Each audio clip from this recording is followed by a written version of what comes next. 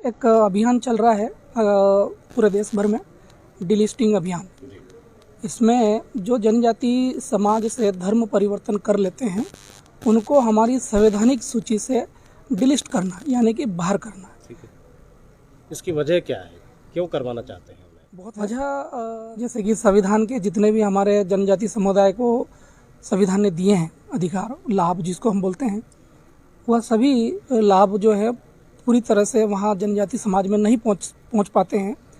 इस कारण समाज का आर्थिक संबल नहीं होना और काफ़ी युवा जो बच्चे हैं वो आज बेरोजगारी की तरफ मुड़ रहे हैं। तो कहीं ना कहीं एक ये बहुत बड़ा विषय है। संवैधानिक रूप से काम कर रहे हैं। किसी भी सरकार को या किसी भी जनप्रतिनिधि को या किसी संगठन को हम इसमें नहीं ले रहे। ये एक मंच है, विचारों का मंच है और इसकी शुरुआत 1970 में स्वर्गीय कार्तिक उरांव जी, कार्तिक उरांव जी ने इसको प्रारंभ किया था। उस समय संसद में एक बिल पास करवाने के लिए उन्होंने दिया था। 348 सांसदों का उन्होंने साइन करवा के, हस्ताक्षर करवा के उस समय की प्रधानमंत्री श्रीमती इंदिरा गांधी जी को उन्होंने दिया था, लेकिन वो बिल पास नहीं हो पाए। एक सबसे बड़ी विडंबना देखिए आप, इतने सांसदों का हस्ताक्षर किया हुआ, आप मोटा मोटा लेंगे, समझें कि एक लोकसभा का 10 से 15 लाख पॉपुलेशन होता है, हम मोटा मोटा बोल रहे हैं। तो 348 हस्ताक्षर किए हुए हैं, जिसमें 26 राज्यसभा के सांसद थे। उस समय आप संविधान की क्या आपने उन मान सम्मान रखा उन लोकसभा के सांसदों का?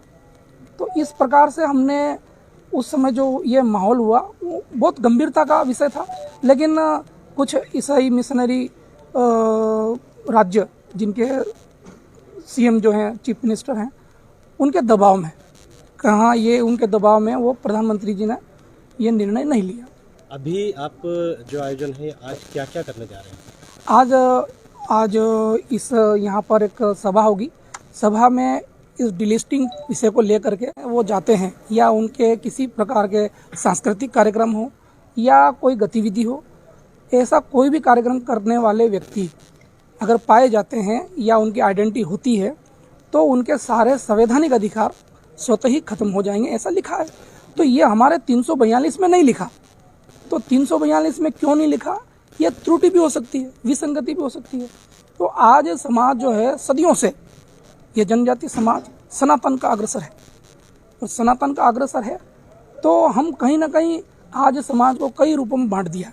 कोई कहते हैं कि समाज ये आदिवासी है, कोई बोलता है जनजाति है। तो जनजाति जो हमें संविधान ने जो हमें नाम दिया, हम आदिवासी हैं, पर जितनी 700 से ज़्यादा हमारे भारत में इनकी जातियाँ हैं, उन सभी जातियों को एक समान करके एक स्वरूप में एक नाम, संविधान की बात करेंगे तो संवैधानिक में हमको जनजाति बात करना पड़ेगा। कैसे इस चीज़ को मनवाएंगे सरकार से? कैसे सरकार से देखो, हमने अभी ग्राम सभाएं करी और लगभग नीमच जिले का ब्यौरा आया है कि 500 से ऊपर ग्राम सभाएं हुई, और ग्राम सभाओं में हमने एक प्रस्ताव पारित किया, और प्रस्ताव पारित करने के बाद हम इनका ये डॉक्यूमेंट जो है राष्ट्रपति महोदय जी को सौंपेंगे, सरकार को सौंपेंगे, और सड़क से संसद तक इस विषय को लेकर के हमको अगर जाना पड़ेगा तो हम वह भी जाएंगे। जी, रैली का मुख्य उद्देश्य क्या है?